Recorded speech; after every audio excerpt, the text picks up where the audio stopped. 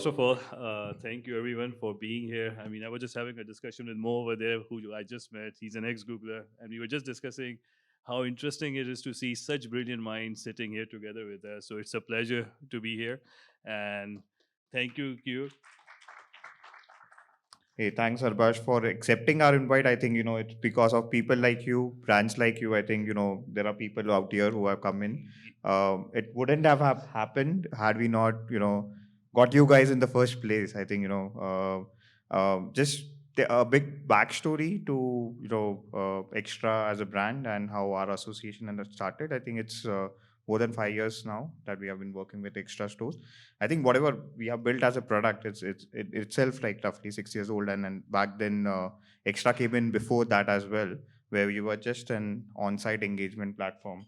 That's how long our association with Extra stores go, and they started with these nudges during their mega sale, and they wanted to send out specific discounting to specific customers as a part of the sale period, and we used to run those along with the team at Extra, and and we have then moved on, graduated from where it started as the on-site engagement to the full stack retention that we now do with Extra Stores, and it's glad to have you share some of those insights out here.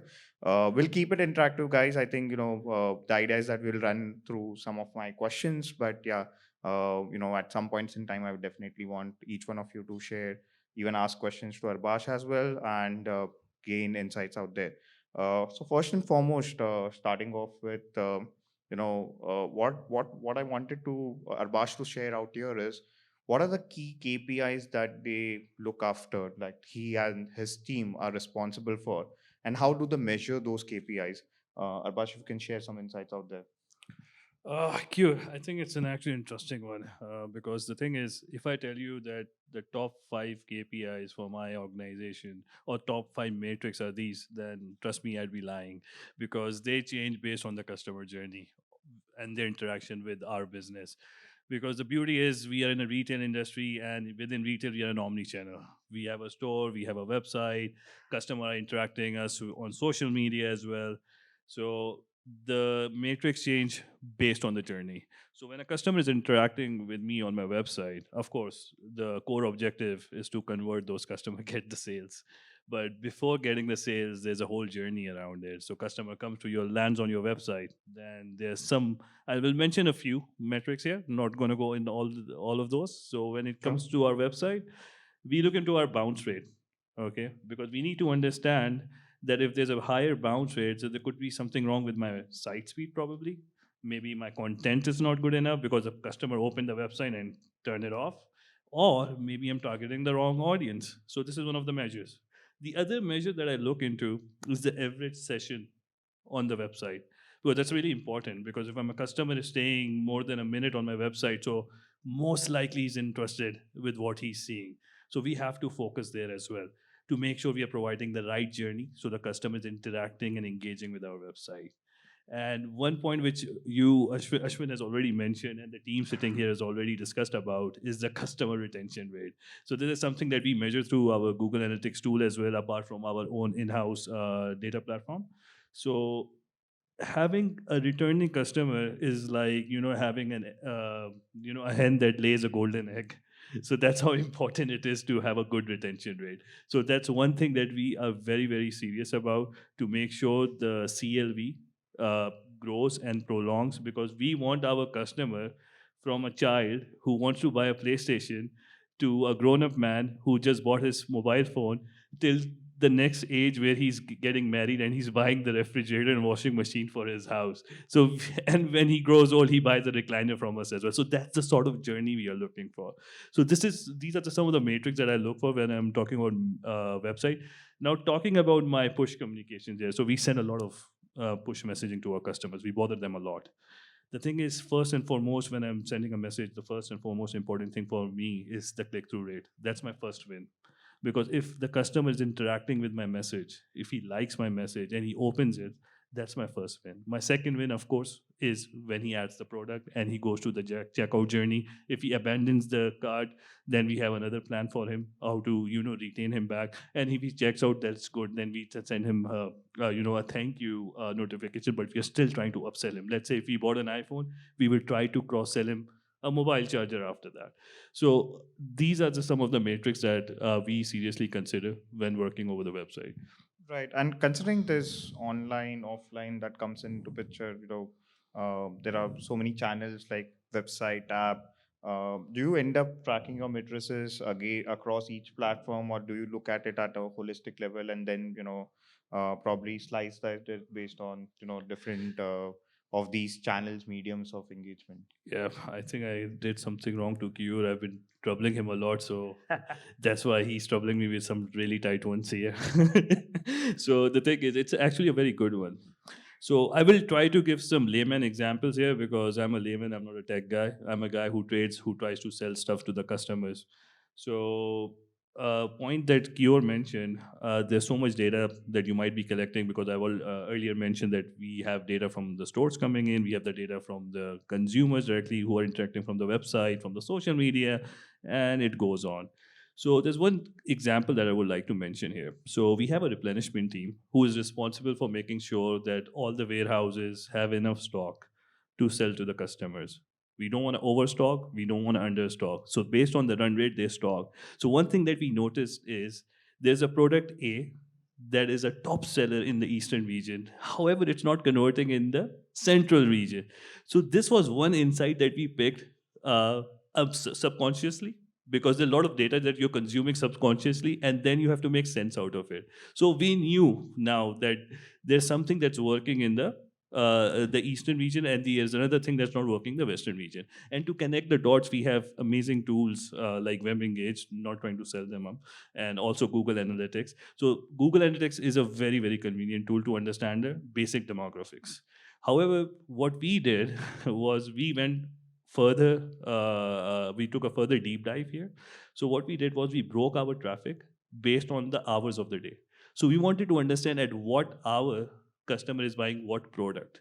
So at 8 a.m., I was selling an EPL appellator, okay, a hair remover kit, and definitely Abdullah wasn't buying it. So we knew at 8 a.m. I'm selling these hair removal kits or hair color or Dyson products, but definitely Abdullah is not looking into it. Abdullah comes at 1 a.m., he's looking at gaming gear for me. So this way we were able to, somehow connect those dots about a customer persona. However, the thing is, in order to completely having accurate or curate a proper customer persona, we had to reach out to the customers directly via call, via focus groups, and then we were able to figure out, oh my god, we had this data, and it kind of connects with the customer now. So that's how we usually do it. Oh, that's nice. That brings up to the, next instance. I wanted to talk about customer personas as well, and you briefly touched upon that. We'll first take some of the audience, just to make sure that they don't sleep while they had coffee. So what I wanted from the audience is, some examples of personas and how they do build it. If someone can, share their story as well, and then we will definitely learn from extra in terms of how they build their customer personas, how do they go around, building it on a platform like WebEngage. Anybody that I can raise of hands? I know we serve good snacks and people are sleepy a bit, but I'd still request everybody to anybody, come on, we can make this fun. Yeah, I'm not taking your secret sauce, but yeah, definitely, please. No, I'm gonna randomly turn up to people. Yeah. Thank you for the invitation. It's a great session. This is Muhammad Juzo from Al Musafir. We are an omni-channel business. I think it's very important to understand the customer personas because they are definitely different from place to another. We have different sales. We also have like 40 retail store, and we are available at all the airports and also online on the application. That's nice. From our retail experience, we understand the request. They are always different from the eastern region to the northern region. And we try to understand more also through Google analysis and lots of other channels and platforms what people want. And it's always different. We always try to create different products according to the customer request from each region. And also the engagement is also different all the time. I think it's very important for us to understand who is the customer and understand the segment of each customer to see how to enhance the sale and the engagement with the audience. And I'm learning from all of you guys. Thanks a lot for all that. Hey, thanks for taking you. it. Yeah, one more maybe. Anyone will like more self participation? Or do we have someone? No, I'm going to make you. That's all right. I know him. Oh, we have Asif from Spiro. Go ahead, Asif.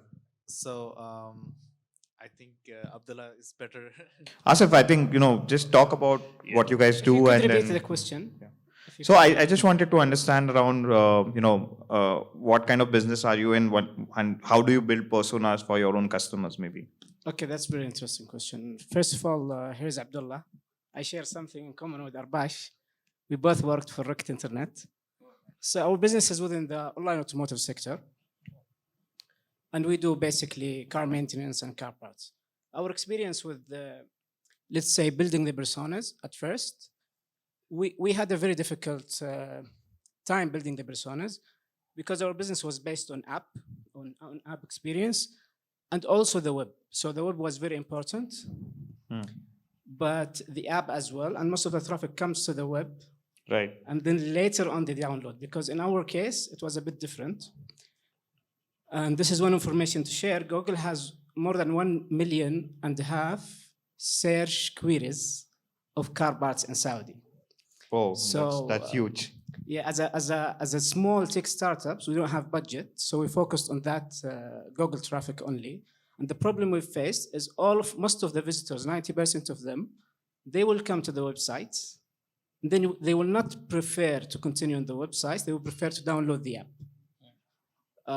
So in terms of building the personas, to be completely honest with you, we first picked WebEngage and worked from inside the app to kind of edit the profiles to build the personas, because it's also based on males versus females. It's Right. also based on categories of car manufacturers, then car models, then years, etc. So building the personas was a bit difficult task. What I would say is that we utilized the power of Google Analytics versus WebEngage versus the other tools. And what I would say here is there's not one criteria of mastering the personas. The short answer is you really have to optimize and to improve.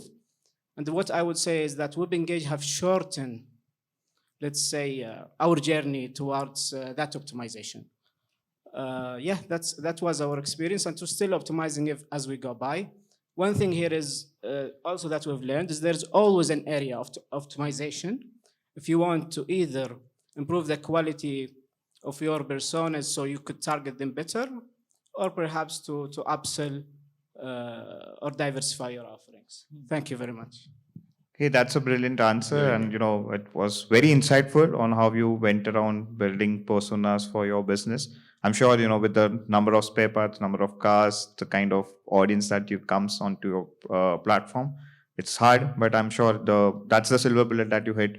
That you always keep optimizing. There's no you don't end out there. You always tend to build a certain set of segments and then try to optimize it and go towards micro segmentation. And that's where we'll come to Arbash now and try and understand from him how do they do. We have one more. Please, one please. more thing. I made a huge research about how to make a buyer persona with a tool available out there. So I make it in 4 steps. Usually, from my previous experience, not in Jazeera only, because I'm working in digital since maybe 10 years now. Usually, I use Google Analytics and see the insights, what's going on in the behavior data, and compare it with the audience inside on social media like Facebook and Instagram. Then I come up with WebEngage. Then I compare them what the data coming from offline store. Usually offline have a very good experience about who takes the decision. Right. And last thing, I'm using SEMrush. SEMrush could help us a lot in getting the audience overlapping. like, what's a competitor buyer persona, and compare what you did by your focus group and your research. So this is the only 4 steps I'm used. I want to just share this information with you guys. Oh, that's brilliant, Omar. Yeah, Thanks for sharing. actually, what you're doing is just simply amazing. One key element that I really want to bring is, yes, we try to make personas by the information that we are gathering. And to be honest, we gather a lot of information retail. However, the final step towards creating persona is to reach out to the customers directly. Just like we are having this WebEngage session, we should have customer focused sessions. We should try to listen to them, take their problems into consideration, and at the same time, we should try to understand where their interests lie, what are their hobbies, what are their work profession, what is the age group. So this kind of helps you, break it down for us and connecting the dots as well. So thanks. I think you told our secret sauce. We are doing this persona building out here. Yeah, I hope you're not doing it in secrecy. All right. So definitely, that's brilliant example. Like going into focus groups, trying to talk to customers. That's where you get the real pulse. I'm sure that you have done some of these as well in the form of forms, or trying to do. Absolutely. Can you shed some light on that here? Yeah, absolutely a lot, Keyur. So the thing is, the first time when I got to know about these survey forms, it was very initial in my career. I was working for a BPO that had the BMW customers satisfaction department outsourced. So that's when I first learned about what is the surveys form are and why they are so important. So what BMW used to do was, before launching a new model in the market, let's say a new 7 series, they would send a survey form or a set of questionnaires to their existing customers and their potential customers, and ask them what they're looking for in their new car. And based on these feedback, they were able to launch a new car with considering those feedback into account, because that's how important the feedback is. And this is something that we do quite often with our customers. So before launching a very big campaign, I would, shout something on my website, something big is coming up, get ready, register now. And then with the customer, I'm trying to, throw a bait to the customer that, okay, there's something big coming up, there's some big promotion coming up, and you can avail some amazing discounts. So now you register on our website, all right? At the same time, there are 4 or 5 more questions. Oh, where are you logging from? Your mobile app or your mobile web? And what about your interest here? Do you like to play hockey? Do you like to play football? So these are certain questions that you put over there in order to grasp those attention. And in this case, to be very honest, WebEngage has really helped me out, because I was able to break down the male and female ratio as well in certain campaigns. Because what was my common problem as a trading manager or a trading head was, most of my female customers that were coming online, they were using their husbands' or brothers' credit cards back in the days. It was very hard to tell me that the customer that is interacting with me is a male or a female, because I would see those web orders placed by a guy's name, and he's buying a washing machine and Dyson hair curler and stuff. So it was really confusing for me to understand my audience, and this actually helped me broke it down. At the same time, it helped me gain a lot of information of the customers before every product launch. So we do a lot of product launches in the kingdom. We just recently launched a Galaxy Fold as well. So before launching the Galaxy Fold in the kingdom, I wanted to study about the customers, because see, you know why it helps me? Because I deal with the vendors themselves as well. So the vendor like Samsung would come to me and tell me, you have to buy 8,000 units of this item, and then I have to back up my, rebuttal with something, right? I need to understand the customer's opinion as well. Are they really interested? So should I be buying those 8,000 units, or should I limit my order to 4,000 units? And that's when I run something like these survey forms on the website, trying to understand the customer behavior, trying to understand customer interest. Are they interested in a new Android phone? Are they interested in a foldable phone? Are they looking for something that is price range above 6,000 Riyadh? So these are the information that I take back and I use it against the vendor when I'm negotiating deals with them. So this is how it has helped me throughout. And thanks to WebEngage, I was able to do all of this. Not trying to sell you guys, but that's actually true. I think I don't have to repeat what Apur has been saying in between, but yeah, you're already saying Keyur that. and Arbash, just wanted to highlight, since we spoke about men versus women, or gentlemen versus women, we just did a small check. We have about 35% representation of women in house. So a round of applause for all the women here, please. That's a good amazing. number, and we hope to see this swell by about 50% next time that we do it, right? I'd love to see Inshallah. more participation. Thank you so much. Inshallah, Just wanted to inshallah. highlight. Amazing. Definitely. That's our survey. Yeah, a quick show of hands on people who already do a bit of persona building, do these focus group surveys. Anyone who has already been doing it or intend to do it. At least quick show of hands, maybe. Anybody? Yeah, I think we have less people, but yeah, maybe Which anyone side? wants to share their Which side? experience. Yeah. Did I hear? Yeah? Wow. I love this. Someone's volunteering. Go for it, please. No, I tried to do it. My name is Tamer Hamza. I'm from Arbash Javed. We are an insurance company, one of the biggest three in the country. Surveys is really giving you insights about how the customer behavior is and which segment. So actually, when we do a buyer persona, we were looking at demographic, psychographic, geographic, and as well behavior.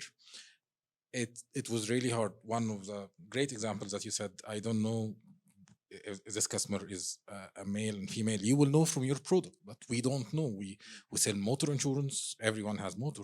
We sell travel insurance. Everyone has travel. So we had to engage more with the customer, and it was really hard.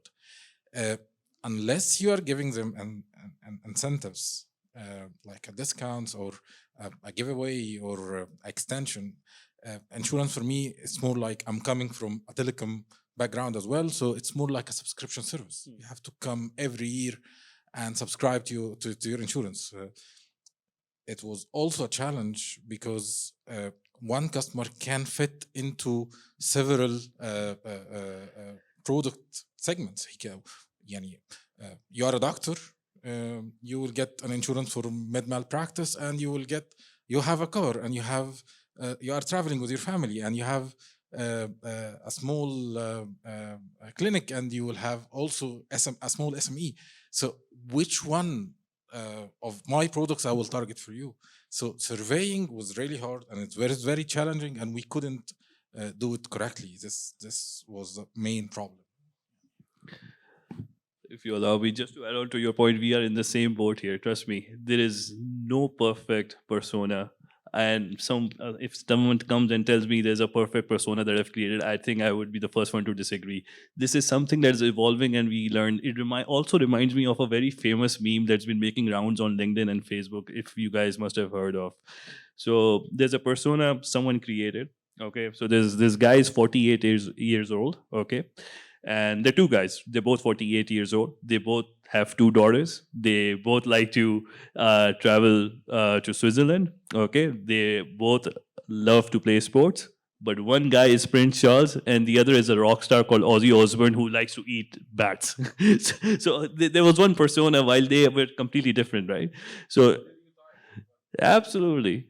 Absolutely. So it makes absolute sense. So this is something that's ongoing. It's a continuous exercise. You have to keep on engaging with the customer with the tools available to you, whether those are your search tools, whether your communication tools. So you have to keep engagement going with the customers in order to understand them better. But there is no way you can understand them completely. Right. Super. You want another one? No, I'll just carry on and Go then, for it. yeah, Go for yeah. it. So, like, also, Arbash, while surveys, focus group forms one part of the persona. How do you look at digital footprints, and how does that help you in the persona building exercises? Whatever data points that you capture from the website, from the app, probably in your case, definitely the store data as well. How you capture those, and how do you build personas on top of those, as people who might be interested in buying home appliances versus someone who's looking for phones. Just trying to please to shed some light out there as well. Yeah. So earlier I mentioned that I try to break down those sessions and page views into brand affinity and about their interest. And I try to break them by hours of the day and try to understand what hour is the most popular hour for me for transaction. So what I noticed was 7 to 8 p.m. is the highlight of my day, because that's when most of the people are buying online. in my store at least. So I would target them accordingly. I would try to tell my social media team, okay, this is the time when you should be, doing the paid promotion, should be bidding more, because this is when the customer is actually more engaged on the social media platform. And it works differently during different seasons of the year. During Ramadan, my peak hour was in 7 to 8 p.m. According to GA, my peak hour was 12 a.m. till 3 a.m. This was my peak hour. And this is when most of the transactions were going through. So most of the people were lying on their bed, browsing through the website, looking for new stuff, buying TVs during Ramadan haram, but they were. So this is interesting things you get to know when you try to, dig down and try to learn about it. So another thing that I noticed personally, when we were making those category pages for our categories like mobiles, computing, and televisions.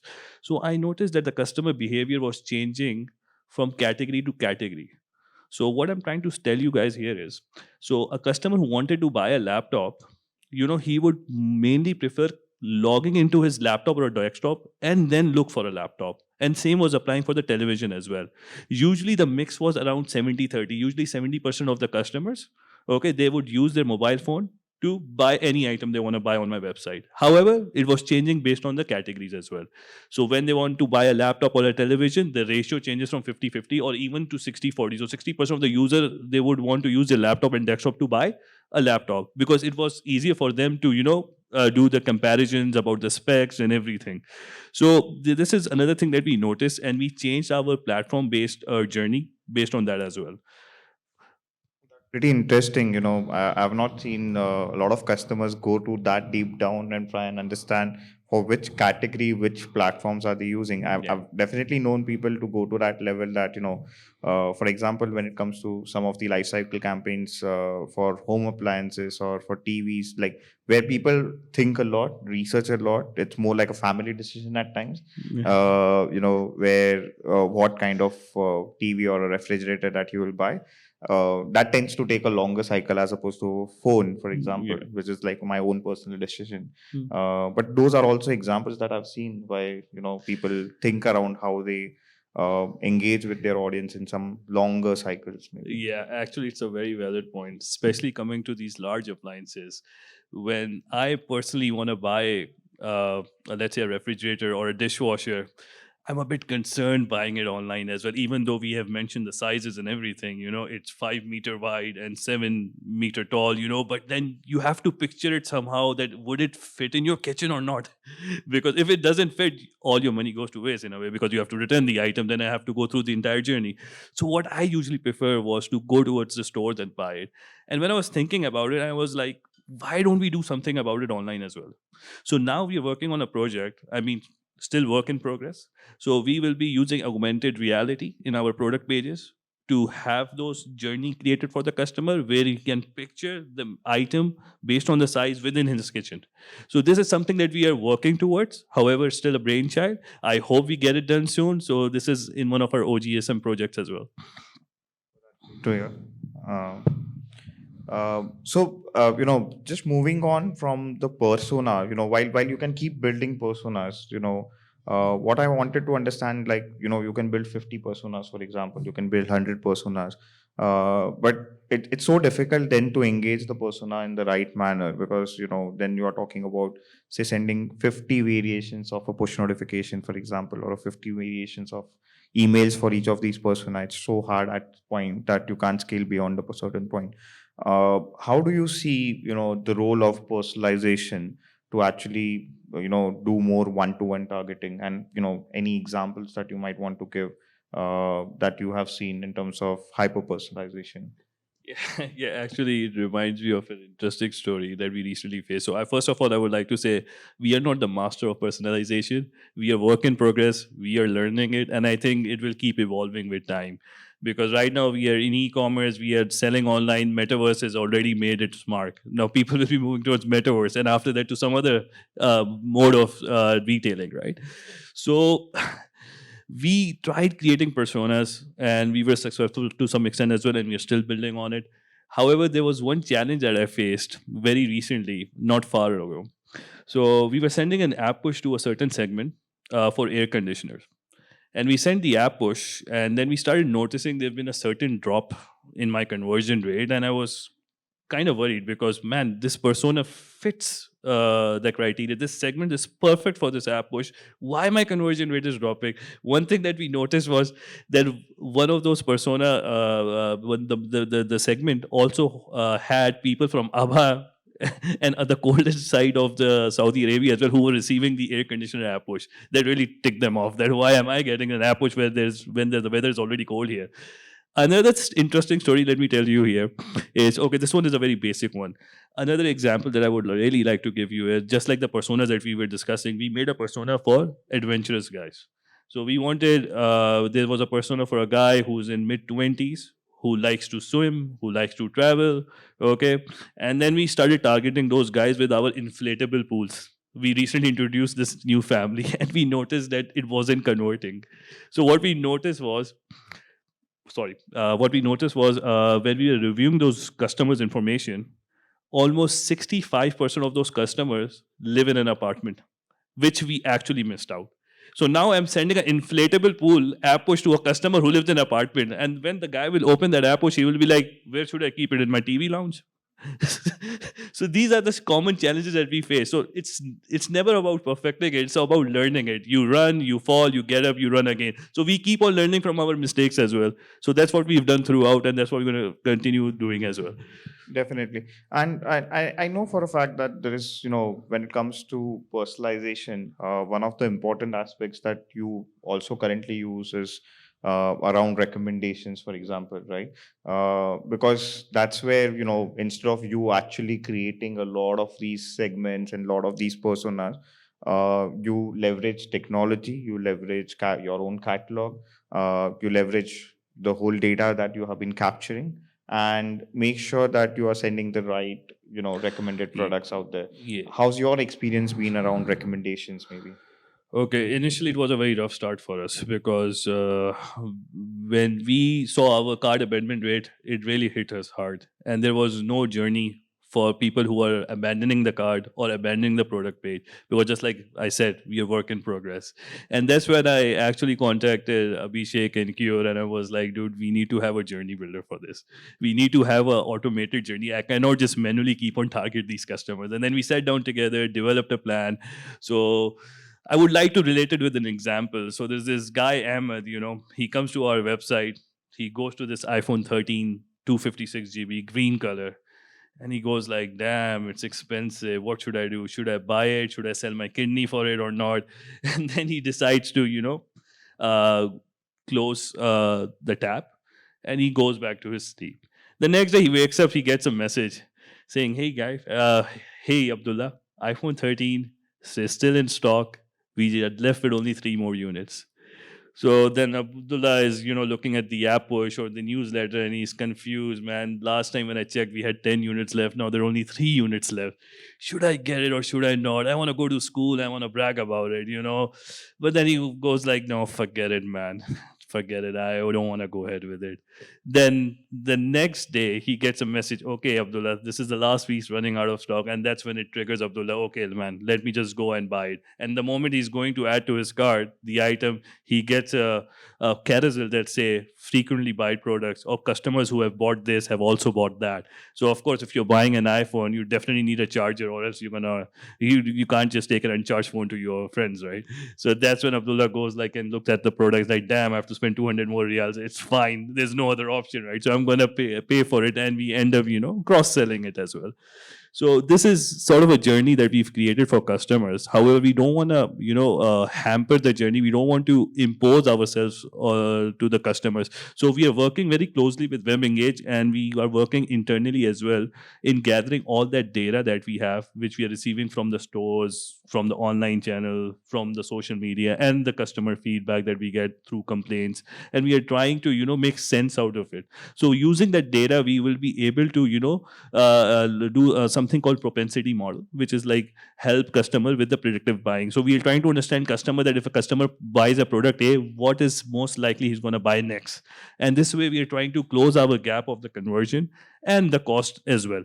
So let's see where it goes. We are still a work in progress. We have worked together and we're able to close some of those gaps, and we will continue to do so. Thanks for sharing insights. We'll open the floor for a few questions. I think on persona building, on personalization. If anyone wants to ask Arbash or me or anyone within our team around that, we'll open the floor for some questions out here. Anybody? So I'll also switch us around. Anybody doing something cool around personalization Sure, that sure, we'd like to definitely. know? I'd love to hear that as well. Maybe you're doing something cooler than what all of us are up to. Quite Probably they possible. are, and I think they don't want to share their secrets, so I can steal Yeah, them. no one's sharing my the secret sauce. Super. I'm gonna step to people now. Yeah. My job. Come on. Can I have you talk about what company you form and what are you doing in terms of personalization? Anything? Personalization. Only if you're comfortable. That's all right. If you're not. Not in mind. I'm gonna go to more people. Come on. Yeah. I'm going to speak very directly and frankly. This session depressed me a little bit with how much we're actually behind on personalization. Absolutely. I work currently for Keisha. Some of you might have seen the Keisha ads around the kingdom. We do a lot of segmentation for our campaigns, trying to put the right message in front of the right audience. With a sizable audience in Saudi Arabia, I think there's a lot of segmentation to actually do. You mentioned all of the products, all of the journeys, all of the different times. And I'm just sitting here thinking, like, yeah, we're a little bit behind. There's definitely a lot to do, and there's a lot, like you said, room for improvement on that side. We have seen success in putting the right message in front of a certain age group, of a certain gender. It does convert. It does drive higher engagement. Um, and I think this is the next best big thing. I think it's not only about the advertising area and putting the message out there, but going a layer deeper into actually personalizing the website experience. And I've heard of eBay and Amazon trying to test something like this, where they actually personalize certain categories to certain people, and it drives conversion rate. It really drives. We should talk. Yeah, we do have those now, so that's what I've. You scared me for a second. You said this session was depressing, and I thought we did that bad a job that you got depressed with the session. But thank you for being fair and kind. No, absolutely. Super. So who next? Can I trouble you? Something on personalization, if you're comfortable. Again, as I said, if not, no problem. Not now. Super. Can I have you? Yeah, over to you. You can introduce yourself and then. Sure, I will. This is Ali from Amara Trading, handling e-commerce and digital marketing. Actually, when we were talking about customer persona, I think it's multi-dimensional journey. And actually, when I joined my company, I was shifting from other career. I am actually a pharmacist, a clinical pharmacist. I shifted to this career because of my experience. Thank you. Because of my experience in cosmetics, I worked for White's chain of pharmacy. I had the sales in mall branches. So my experience helps me making the shift for digital marketing and e-commerce, because I have my own Amazon seller account at USA. Anyway, when it comes to personal customer persona or buyer persona, I have learned that I have to know my items. We have 4,000 items. It's a huge range. So I started by learning what's my items, what I'm selling, so I can from there I can start reaching my customer. So I started by listening to our social media channels, seeing how our customers are interacting with our posts. From there, I learned that Noura, Maha, Sarah, what they need, how they interact with our post. I also check our our customer call, how WhatsApp messages, SMS, what they are requesting. I listening to some record. From there, I learned that if you want to engage your customers, if you want to create the right customer persona, you have to see it from different angles. You cannot see it from one angle. For example, one makeup artist, she bought something from our website, which is a makeup bag, multi-layer makeup bag. So this was it was exclusive. We have manufactured it in China. It works like you have 3 layers. When you open it, you can put the makeup on multiple layers, so she's comfortable getting whatever she wants easily. So when she got it, when she received it from Aramex, she opened it. She liked it a lot. She made a video and posted Instagram. There was a huge interactions. Many orders come. There was absolutely no anything we coordinate with her. She liked what she receives. The product was fantastic. Yani solve her pain points, So from there, I have learned that you need to understand your customers. You need to understand your product. Then you can market to them. So from there, I started to creating customer persona. Her name was Sarah, and she was a makeup artist. Then I have communicated with her, and from her I learned a lot. So what I thought that creating customer persona should be multidimensional, and you should be patient when you're creating customer persona. You should listen to your customers. Social listening is a very good practice when creating when creating customer personas. From this, I think I learned a lot of insights how I should approach this. Thank you for letting me sharing. Oh, thank you for sharing your success story. Thank you for sharing. I have a quick question for the audience. All right, one. I'm going to take on your way. How many people like him were doing something very different earlier and now are in digital? Just raise of hands. Just want to know. Okay, I'm going to come. Okay, one by. Let's just keep that, please. What were you doing before? A dentist. Wow. Oh wow, wow! Round of applause. Yeah, what were you doing? Translator. Wow, wow! Round of applause. Yeah. Who else? You said someone here as well. Yeah. I'm a mechanical engineer who works in. Wow, that's brilliant, right? I like these stories. You as well? Oh wow! I'm glad I'm getting let women speak as well. This is great. Yeah, hi. I used to work in National Guard Hospital as a surgical coordinator for 19 years. Wow. Then I moved to Ashaya. I want to repeat 19 years. 19. She's had a 19 years career into something. Back at you. Wow. Sorry. Yeah, it was. I graduated as a hospital administration and I joined National Guard. I'm very young, by the way, 1999. Then by 2019, I moved to retail because I found out earlier it's the time to move. And I'm very happy working in a Shaya group, a Shaya retail. And I work as market manager. And also I'm working with the digital team newly, and customer experience and understanding our customers was something totally new for me. I was always thinking about the patient. What shall we do? How do we make things faster? All these things from patients to customer. And it's not big gap really. It's similar because also we listen to our customer. That was my first thing. I was thinking about my patient. I listen to them. How is the service? And now moving to retail, customers. How can I understand customers, especially in our Saudi market? So if we understand what they want, if we understand what they're looking for, it's not only price, it's not only the product. How is our pages, websites?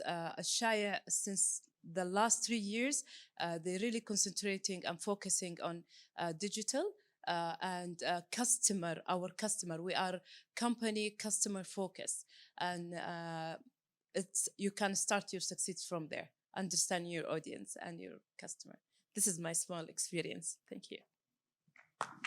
Round of applause.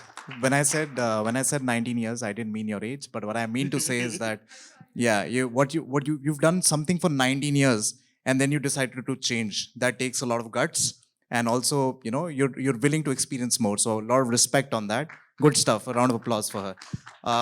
I think can we? You want to say something, or we can? Oh yeah, I would like to touch upon the points which my two dear colleagues have mentioned here, starting with my friend over there. And I absolutely agree with him, because when we came into retailing, right, like decades ago. The approach was product centric. All right. We used to buy a product and we used to impose it to the customers to buy it. I would try to sell a comb to a bald guy, and we were forcing ourselves to the customers. However, over time, the vision has changed of the organization, and we have become customer centric, just like Amazon is, because you understand the customer and then you go backwards. That's how it should be. So you need to know and understand what the customer wants, and that's what you try to do. And that's why we do these survey forms and try to understand the customer wants so we can implement this. Secondly, to my friend over there, Mo mentioned something very, very important, that yes, we are a little behind from what's happening in personalization. And that's why I touched upon one very important point during my talk with Keyur, that we've noticed that our customer reacts different to different categories. Some would want to check a laptop while using their desktop, and some would do it through mobiles, but the ratio changes. And that's why we try to change our journey as well based on their behavior on those categories. So this is really important in order to convert and to provide that experience, because it's not only about selling it to the customer, it's providing the experience. And most importantly, it's providing the real-time experience in a virtual world. Because when you go to a store, there will be a nice, good-looking guy or a girl standing there greeting you with a smile. Hello, please come here. What do you want? How can I help you? This is not there on online platforms. However, we have the tools to make it happen virtually. So that's what we are looking as well into, and we are trying to close that gap as well. Thank you. Yeah, we have one more. Yeah. Hi, I'm Arun. I just want to ask a question in terms of how did you map, like what kind of a journeys did you map electronic versus non-electronic products, and what was the shortest journey? Okay. So, like I said, we started building on what you call the journey builders. We started mapping the journey for the basic things first, which is a customer comes to your website, looks at a product, and then disappears. So there's a journey for it. Okay, there's a journey for a customer who has added the product in the cart and then disappears. So that's cart abandonment rate product. Now, talking about journeys about non-electronic to electronic products. Yes, we have introduced non-electronic categories, just like the inflatable pool. And I told you about the example that I gave you earlier, that we have created a certain segment for the sporties guys who are into gym products, who are into inflatable pools. And we try to create that segment after taking the survey into account. We tried to gather as much information as we could from the customer base, and then we were able to make those certain journeys for those customers. Great, thank you. Yeah. Any more questions before we take a break? I think I have a question for the audience here. Go ahead. Yeah, I'm sorry for the last one, because we've got food waiting as well. Okay, my apologies. So, no problem. But go for it. Okay, this is a common challenge that I've faced. So I represent the e-commerce side of the business, and we have the store side of the business. So every week we have this trading review where I tell my board of directors, and I hate reviews, by the way. Yeah, same here, but I have to do it on a weekly basis. I have to justify my sales. So every week I do these trading reviews with the board, and I have to justify my sales. So most of the times, what I notice is that there's a product that's selling in the store, but it doesn't convert online. And I tell them the audience is different online. The store guy, the store team goes, but we are selling it in the stores. Why are you not selling it online? The price is the same, right? So have you come across this issue in an omni-channel environment? Have you ever guys come across such an issue? And how have you addressed it? Anybody from the retail omni-channel say, oh wow, super. We have dentists and doctors and pharmaceutical practitioners here. Super. Thank you. Actually, I have the same issue because we supply, like chairs and massage beds, because we serve beauty salons and also barber shops for men and women, and also spa and massage tools for spa centers. So there are items like, salon chairs, which is big size. And also the customer, he want to see it and touch it before he can purchase it, because it's a big purchase decision. He's paying 2,000, 3,000 riyals. So what I entered in a challenge with my GM, I told him I can sell it online. He said, no, you cannot. So it's had been like a fun challenge between me and him. I established my own studio in our head office. I got professional photographer and start making professional photo shoots for that product. Let's see how I will sell it. So what I learned, that if you wanna sell an item, you need to give a real touching experience, like the guy is in your shop. So making a videos for this has helped a lot. When a customer he see the video, I take a Photoshop from every side, even a video how you can assemble it. It really helps a lot. Then I faced another issue after I started selling, which is shipping, because this is a big product. But I started selling from those products. So giving the reality exposure for the customer, let him that he can assemble it, he can receive it, he can see it from every side, has really helped a lot to grow in this business. Yeah. So hopefully this can help. An amazing response. Amazing response. Anybody else wants to give this a shot? Oh, wow. I like this. This is becoming community. This I is like a common problem with all of us working in omni-channel. Yeah, I think this is related to the product. How good you show it to the audience, how you sell it more. Some of the products need to be touched, need to be seen. Also, they might have lots of questions to ask a person, not ask a computer. The AI is taking a huge part, but it's not enough. So basically, in my business, in the travel business and tourism, lots of families would want to go and talk to a travel advisor and get their advice about lots of things that they had problems before. Talking to a person is sometimes very important. And I was just talking to my friend here, and no, we need to always create a direct communication with the audience, even on WhatsApp or website or whatever. This is a very important part that we need to take care of. That would increase our sales. I think it's missing lots of times. Also, we are always learning every day. The market is changing every day. It's related to the product. It's related to each segment of your audience, you know? So more understanding your audience, the more you can serve them better. This is always related, and the business make a huge difference. Yani your business is not like mine. So you have different segments you need to reach in your own way. And I have my own segments I need to reach in my own way. And this will never end. Absolutely. So you will be learning every day, and this process will be going all the time. Indeed, beautiful response. Yeah, thank you. I'll just like to add one, last experience of mine. Sure, go Again, ahead, in an omni-channel world, very similar business as Extra, and this was one of the Tata Group companies. Tata is a very big name back in India, and they have stores selling electronics, selling a lot of stuff. And this was, one of the person's vision out there back in the days. Like this is again 5 years, 6 years back story that I'm talking about. The vision was to humanize the experience. Now, if you enter any store, any omni-channel store, consider it's electronics, you'll have so many people who would be assisting you, aiding you, making the right decision, right? Their idea was the same, that if someone comes onto my online store, how do I replace that human, if not completely, but at least to a certain extent, have someone that they can talk to? A very simple thing that they started doing was they would showcase, they will pick the location of the user, tell them that there is a store around, and here's a store manager that you can talk to if you are in doubt about any of these products. And that worked brilliantly for them as well.